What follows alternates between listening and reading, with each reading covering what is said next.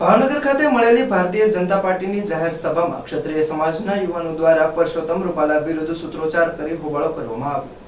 Bharatiya Janata party દ્વારા આજે લોકસભા ઉમેદવાર નિમુબેન બાંભણિયાની ઉમેદવારી નોંધાવવા માટે સૌપ્રથમ જનસભા અને ત્યારબાદ રેલીનું આયોજન કરાયું હતું, જેમાં જાહેર જનસભામાં ક્ષત્રિય યુવાનો દ્વારા આવી જઈ જાહેર સભાના સ્થળ સ્ટેજ પર ચડી રૂપાલા વિરુદ્ધ સૂત્રોચ્ચાર કરી હોબાળો મચાવ્યો હતો, જેને લઈને પોલીસ દ્વારા ક્ષત્રિય યુવાનોની અટકાયત કરવામાં આવી હતી। ભાજપ દ્વારા કરવામાં આવેલ જાહેર સભાના સ્થળે યુવાનો દ્વારા સૂત્રોચ્ચાર કરવામાં આવતા પોલીસ એક્શન મોડમાં આવી તમામ ક્ષત્રિય યુવાનોની અટકાયત કરી હતી અને ક્ષત્રિય યુવાનોએ હોબાળો મચાવી પોતાનો વિરોધ નોંધાવ્યો હતો।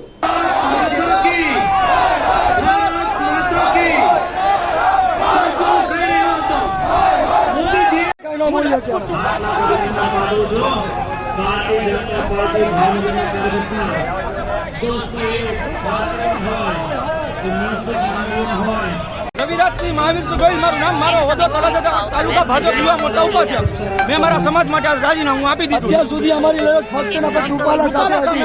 અત્યારે આજે ફોર્મ ભર્યું અને સંપૂર્ણ ભારતમાં અમે ભાજપમાં વિરોધનો બદલ કરીશું। સમાજના આજ અહીંયા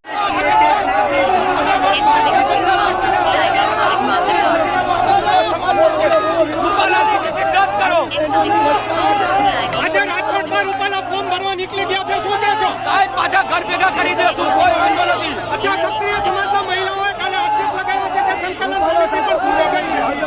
હવે બસ એ અમને એક રૂપાલા મંજૂર નથી। હું પણ ભાજપ યુવા મોરચા ઉપાધ્યક્ષ